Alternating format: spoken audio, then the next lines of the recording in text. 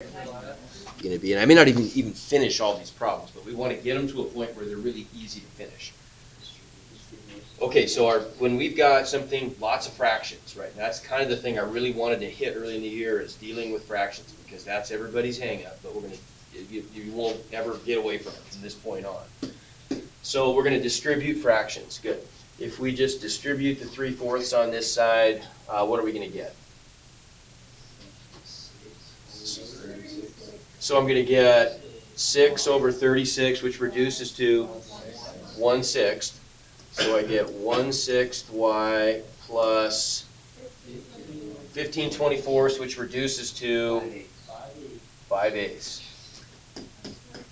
And you don't have to do that in your head. I mean, you could easily, I'm going to go a little faster through these. There's a bunch of them I want to get through, but you could write those out as one step unreduced and then reduce those. On the other side, I've got my -4/3. Okay, that's looking a little better, right? Now we've just got a bunch of terms with fractions. How do we deal with that?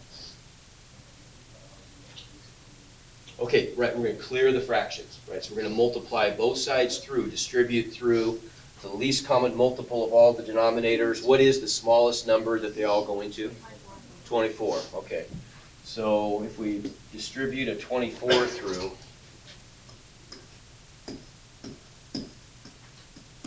because we're clearing fractions, we can be, we know we're going to be able to reduce every time. 24 over 6 reduces to, and then 4 times the numerator is just 4y. 24 over 8 reduces to, times the numerator. 24 over 3 reduces to 8 times the numerator. There you go. And from there, it's a piece of cake, right? From there, what would the last two steps be in order to isolate y?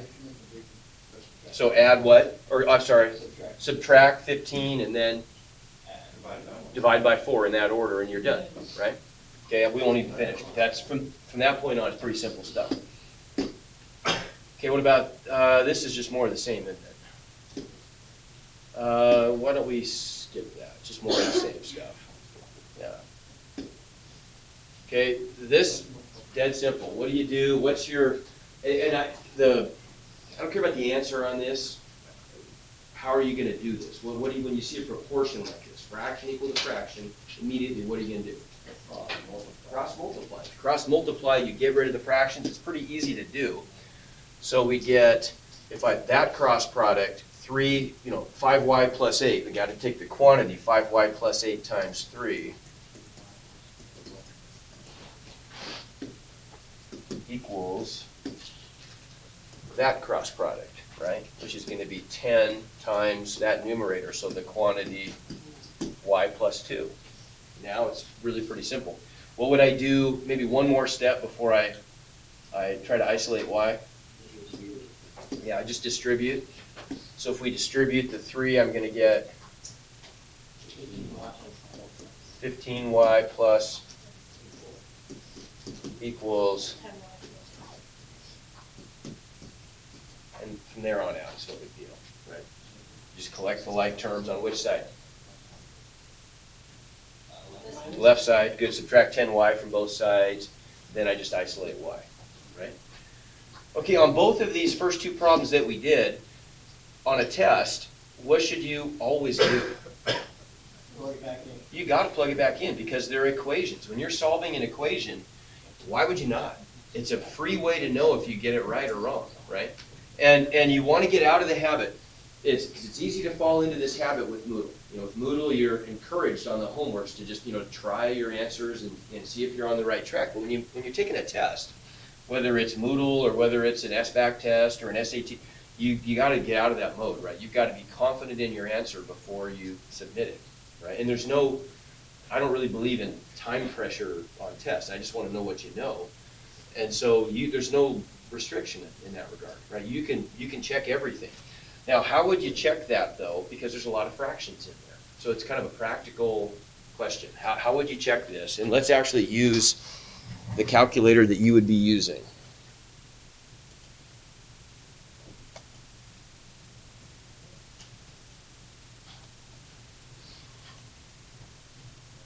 So here's the Desmos calculator. Let's go ahead and actually finish this one and get an answer. And then we'll go through, I'll show you a trick for how you can use the calculator to solve this. So you told me earlier I subtract 15. So what am I going to get over here? And then you said divide by 4.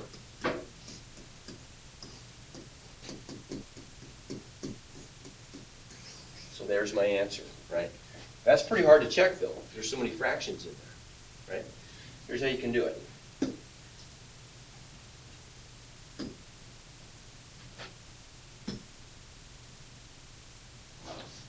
Okay, so all you have to do is whenever you have a fraction, just put it in parentheses. That's it. Just put it in parentheses, and then then you know the calculator is just treating it like a number. And so we should get, when I plug in negative 47 fourths into the left side of this equation, I should get negative 4 thirds as my answer, right? So let's try that. So we've got, and you don't always need to do this, but if you always do, it just plays it safe. Let me get to where you can see that better. How about? Sometimes, it's overkill to plug it in parentheses every single time, but I would argue that why not do it? So we got 3 fourths. So we'll put the 3 fourths in parentheses. How do I scoot over here? There we go. Times. Now I need parentheses around this whole thing, right? So I'm going to open up another set of parentheses, and then I've got inside that parentheses, I've got 2/9 times negative 47 fourths, right? Times my x. So another set of parentheses. It's a lot of parentheses. I'm going to do this on my keyboard because it's too hard to do this up here. So then we just do I have to, you guys know this better than I do. You just use a minus sign for negative on here, I'm guessing? Yeah. Okay. So negative 47 fourths. I'm going to scoot to the right. And now where am I? Now, so I just plugged in my y. Now I've got to add 5/6. Okay, and when I'm adding a fraction, I don't actually need the parentheses there. I mean, I can put them, but I'm not going to. You can. But we're good so far? Well, what's my answer? A decimal. It's a decimal, but what is that decimal equivalent to? Negative 4 thirds, isn't it? If you times it by 3, like if it's just a really random number and you times it by the denominator of the fraction that you should get the numerator. That's true. And the other thing you could do then is you could just hit return, and notice that on Desmos it keeps all the work you just did. It keeps it in that row, right? And then I could just go to the other side and I could type in negative 4 thirds and just verify. Whoops, what did I do? Negative 4 thirds. And we already know what that is, but just to verify that I get the same thing on both sides, I know I got it right now, right? Okay, that make sense? Why not do that?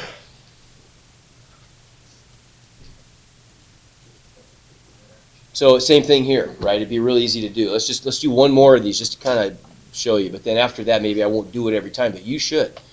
So you told me a little bit ago, I'm going to subtract 10y from both sides. That's going to give me how many y's on the left?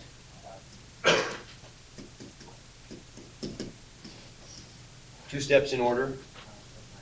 Subtract 24, which gives me, and then, good, divide by 5.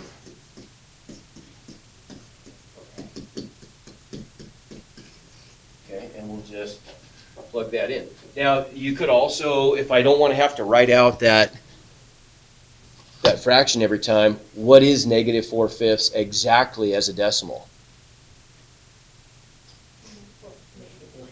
0.8, right? Now, it wouldn't work so well if that were like negative 2 thirds, because then negative 2 thirds, I can't write exactly as a decimal. It doesn't terminate, right? It just keeps repeating.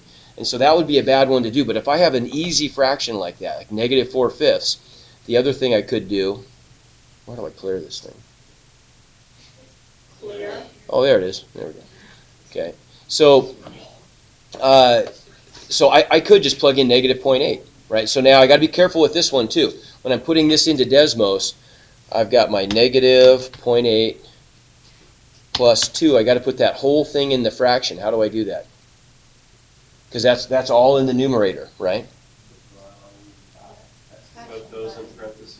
Okay, if I hit the fraction, where's the fraction button? It's by the backspace button.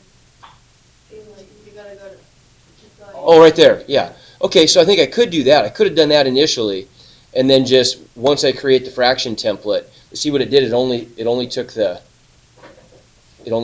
last term. So I'm gonna go back and undo that.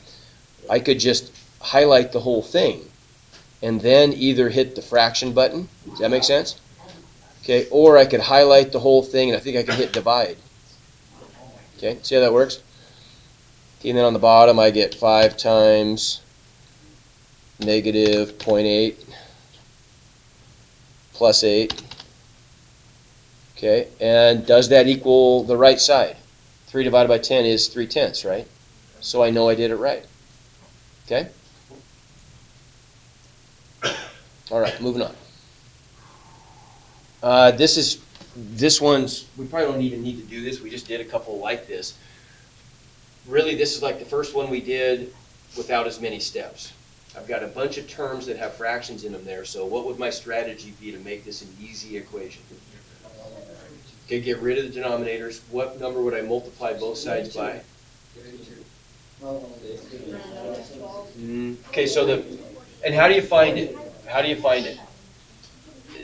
My recommendation, and we'll talk, when we do factors later on, when we talk about factoring and we review that, I'll show you some other tricks for that. But for now, here's how I would do it. I wouldn't really worry about breaking these all into prime factors. I would just look at what's the biggest, most inconvenient denominator, and then look at multiples of that one, right? 16 is the biggest of the denominators, and so it's easier to see if the other ones fit into multiples of 16. Obviously 12 doesn't go into 16, 12 doesn't go into 32, but 12 does go into 48, right? And then 4 will too, right? So then 48 would be our number. Does that strategy make sense? Yes. Okay. Oops. So we'll just distribute a 48 through both sides.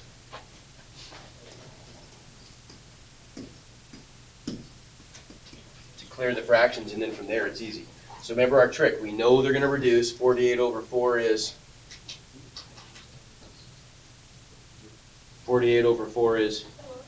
12 times the numerator. 12. Negative 12. Good. 48 over 12 is 4 times the numerator is just 4. 48 over 4, he already told me, is 12 times the numerator. Good, negative 36. 48 over 16. 3. Good. Times the numerator. And then from there it's easy, right? Yeah. And we, of course, would check our work on this. Okay, now this kind of problem, this is a little different. These are a little harder to check. You really can't check these. You just got to be careful with your work. When you're evaluating, remember, value means number, right? So when you evaluate, you're just plugging numbers in and simplifying the result to get one number back. So I'm plugging in x is 4 and y is 81.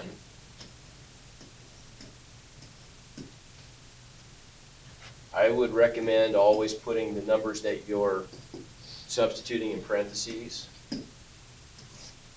That way, if they're negative, you don't run the risk of not like including the negative sign when you take it to a power, right? Always safer to put them in parentheses. And then y is 81. I probably don't need it there. It's inside a square root. And now we have to just simplify, so we're going to follow a regular order of operations. All right, top down. So what am I going to do first? Parentheses, okay. So I've got some parentheses going on here. What do I do with those parentheses? Square root of 81 becomes 9, 5 minus 9, -4. So on the bottom, we've got 20 plus -4. What about the top? Okay, I've got exponents, don't I? So 2 to the 6th is 64 minus 6 times, what's 4 squared? 16. And so what do we get here? 64 minus 96 divided by 16. And that's going to give us, what, 32 over 16, which is 2.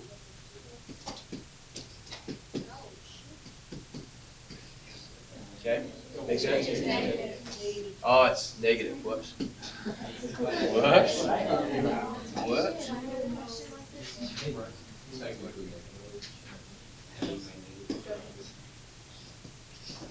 Okay, so maybe what could you do to check this though?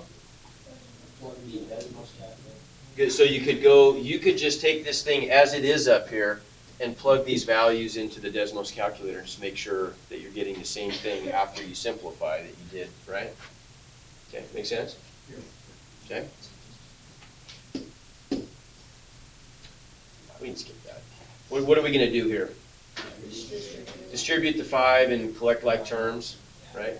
Now, this just says simplify the expression, so I saw this maybe 2 times. People tried to solve this. You can't solve it, right? You can only solve an equation, and we don't have a right side to this equation. What does it mean when we're simplifying? We're just writing it in the most compact, simplest form, right? So we're going to end up with y's in our answer, right? Okay, make sense? Same kind of thing. Now, in this case, there's a bunch of ways we can do this. What's probably the best and easiest way here? I could distribute the 1/4, but I'm not going to. There's an easier way to do it. Yeah, good.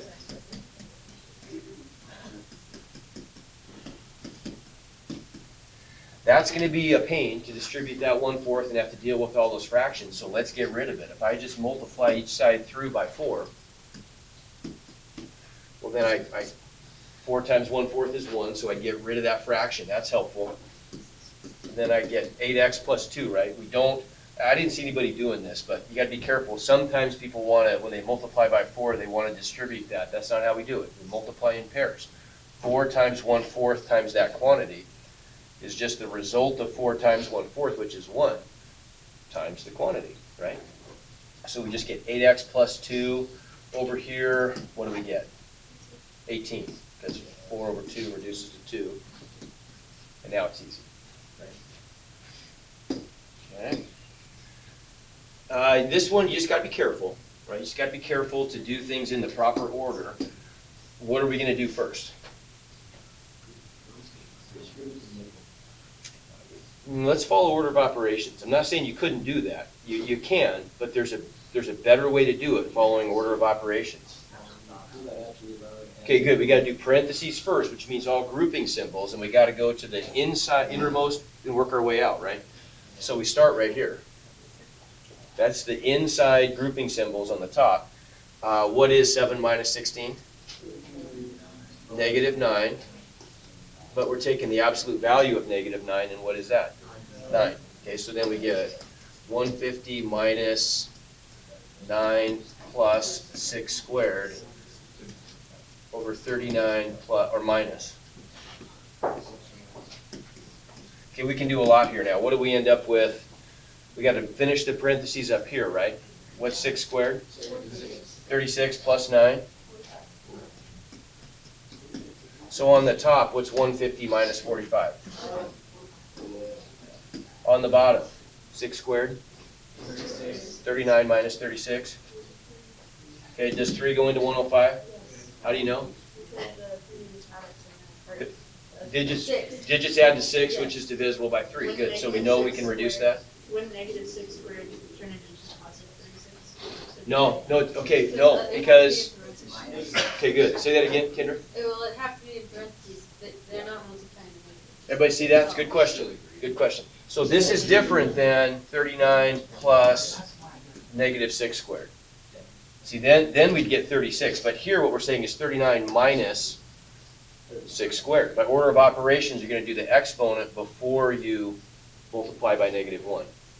Okay, make sense? Yeah. Okay, so what we get? 35? Okay, what do we do here? Plug in negative. Plug it in. What should I definitely do when I plug in my negative 2? Parentheses. Every place I have an x, I'm going to replace it with negative 2 in parentheses, right? And the reason being, if you don't do that, here's where you're likely to make mistakes. Negative 2 cubed is negative, but negative 2 squared has to be positive, right? And if you just enter negative 2 squared in your calculator, it's not going to give you back 4, it's going to give you negative 4, but you may not catch that mistake, right, until you get it wrong. Okay? So in parentheses. I don't know why that's even up there. We can skip that one, I think. Yeah. Okay, these are probably good to go through. This was a little bit of an issue. What do we do with stuff like this?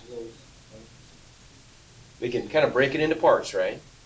We've got a bunch of factors on the top and a bunch of factors on the bottom, but I can deal with these in any order I want to, right? How about if we first we'll deal with simplifying the numbers. So what's 9/7? Good. Then we've got like bases. So here I've got v to the 8th over v to the 6th. Okay, now why do we know it's in the numerator? Because it's positive.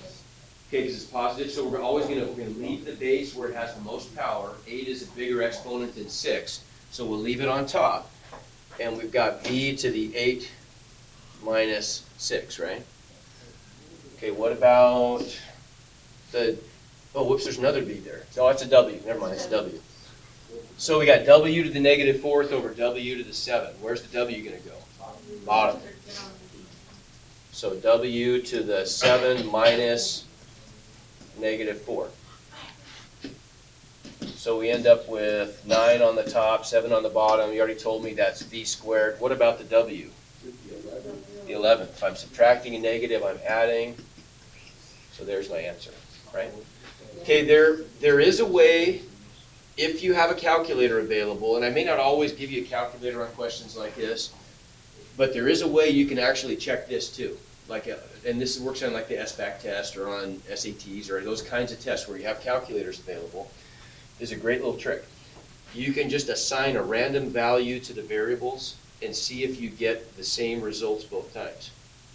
Okay, let me explain that. And it kind of depends on if you have a calculator, but if you do, like I say, if you do, look how this works. If we go to Desmos, for example, and let's just say that we're going to,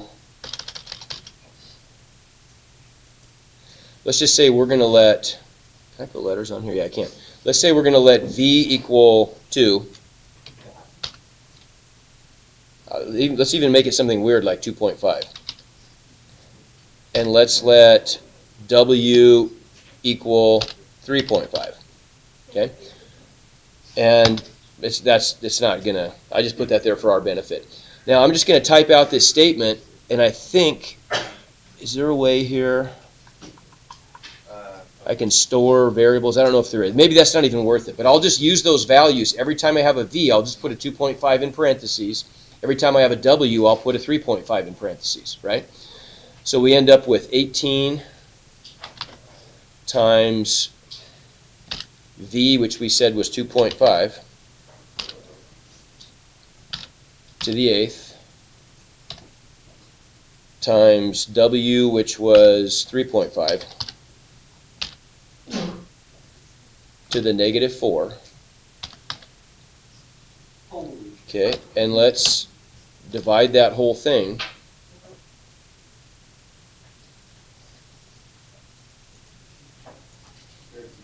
by 14, v, which is 2.5, to the 6th, times w, which is 3.5, to the 7th. And it gives me some bizarre answer, right? That's okay, we get some bizarre answer. Now let's do the same thing for our simplified answer, right? So for our simplified answer, we got, I'm gonna copy this thing, and I'm just gonna change it. So that becomes a 9, right? And then we ended up with, oh, where is our final answer? Right there. Okay, so then we had v on top, so that's 2.5 To the second. to the second. And delete all that. So I'll make that a 2. And then on the bottom we had, come on, 7. W, which was 3.5 to the 11. Okay, let's just verify. What do you know? Okay. So what's that tell you? No way. We got the right answer. Okay, did you get that trick? That's a good trick.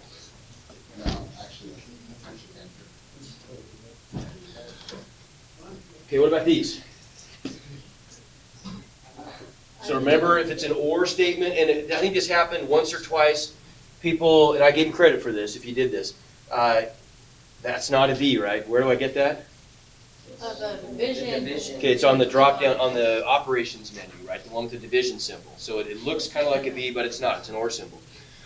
So if we have an or symbol, we just treat these separately, one at a time. What are the 2 steps to get the x by itself here? Add 7. So what do I get? -6. And then what? Multiplied by the reciprocal. So I'm going to multiply both sides by what? 5/2. Okay?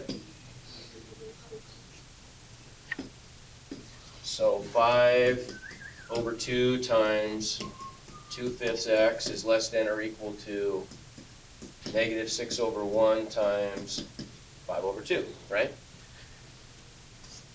Cancel the fraction, so I get x is less than or equal to, and then what do I get on this side? -30/2, which is -15. Did I need to flip the inequality sign? No. I did not, correct. How come? Good, because I multiplied by a positive. Okay. And then on the other side, we're going to, what, subtract 3 from both sides?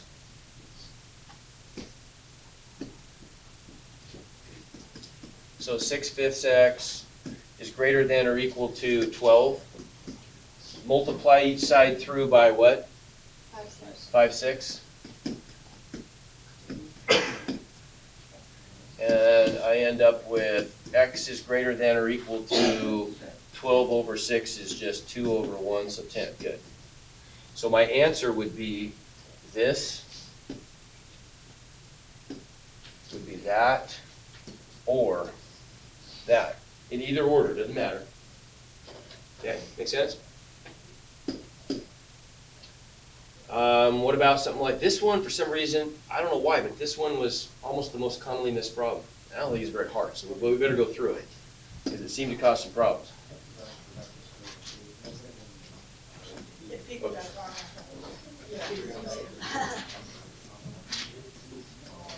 Just be. So, what do we do here? There's not much to do. Multiply. Okay, so I could, there's 2 ways we can go with this. They're not that different. I could just distribute the exponent to all these, right? That works. What else could I do? So if I've got, think of it this way. I've got this big quantity, right? I've got, call it hand. I've got hand to the -2 without even worrying about what's inside. I know that sounds kind of weird. Do that in calculus all the time. So what does that become? Hand to the -2 is just, is no, 1 hand to the 2, right? So 1 whatever's behind my hand, square.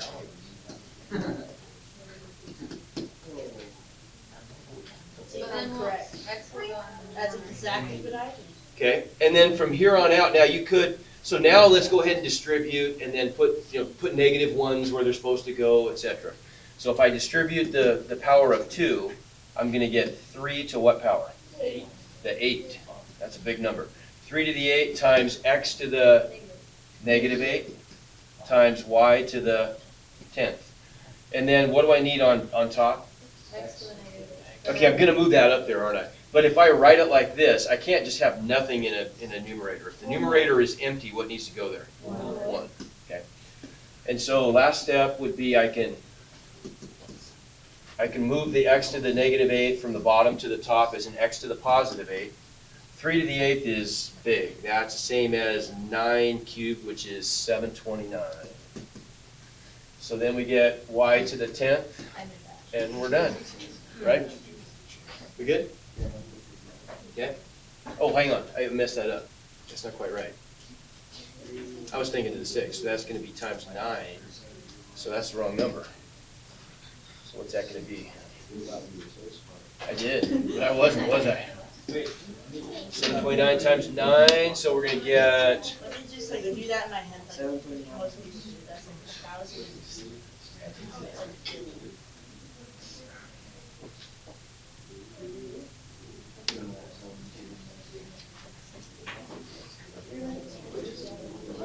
$6,500. 66561?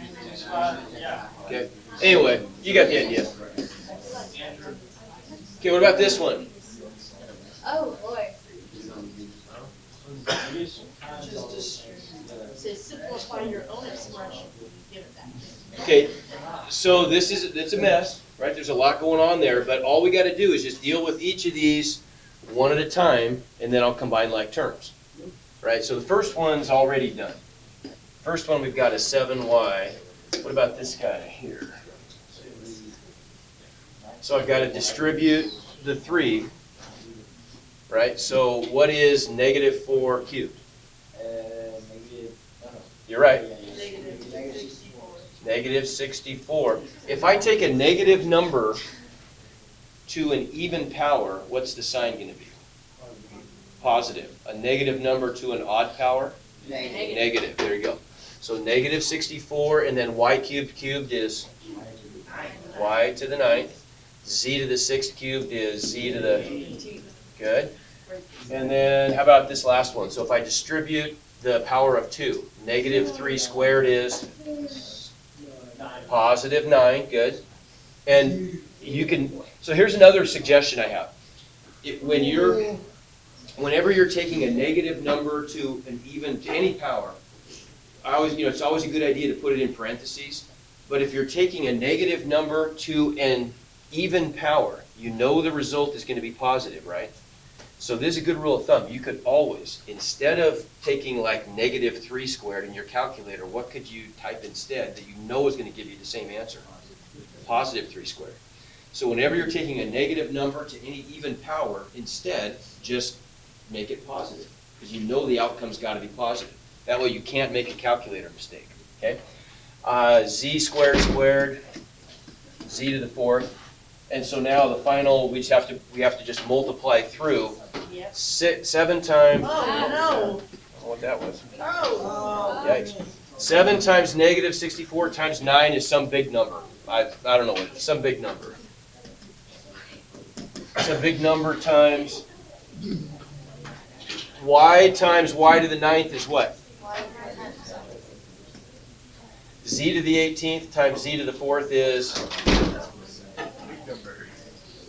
right? When we multiply like bases, we add the exponent. Okay, you get the idea. All right, we did one like this. I think we're okay. We can skip that. Okay, this. So here's where people made the mistake on this. I could see very clearly when these kinds of problems, people sometimes were wanting to plug these points back in, right? You got to read this carefully. Okay, everybody with me, please. All right, so this is the point that our line is going through. So that's a solution, right? We're perpendicular to this other line. All this information down here, all this stuff is just there to tell us our slope in a tricky way. So if we're perpendicular to a line that passes through these points, what is the slope of the perpendicular line? Okay, so I'm just getting, right, 0 minus 6 over 5 minus -5, so -6/10, which is -3/5. So what does our slope need to be? Positive 5/3. And we've got the point 615, and now it's easy. Right? Once you have a point and a slope, all those problems you did on that assignment were the same problem. Right? We know that the slope, with the slope, our equation becomes 5/3 x plus b, and we just need to solve for b. Remember what our strategy is, though. We know that 615 is a solution, right? That's an ordered pair that corresponds to a point on our line, so those have to be x and y values that work, that satisfy the equation. So of course, we need to pick the b value that's going to be compatible with that solution. So we'll just plug in those x and y values and see what b that yields, right? If I plug in 6 for x, 15 for y, what are we going to get? 6 over 3 is 2, so we get 15 equals 10 plus b, what's b? 5. And so y equals 5/3 x plus 5. We good? All right. So here's the plan. So let's do this. Let's finish up anything that's all the work needs to be done for Monday. On Monday, we've got a short day. I'll give you a day where we'll go through a couple of these. I'll let you get questions answered, and we'll do the test on Tuesday. How's that? Nice. Okay. Thank you. So I just finished my test. Yeah, that works.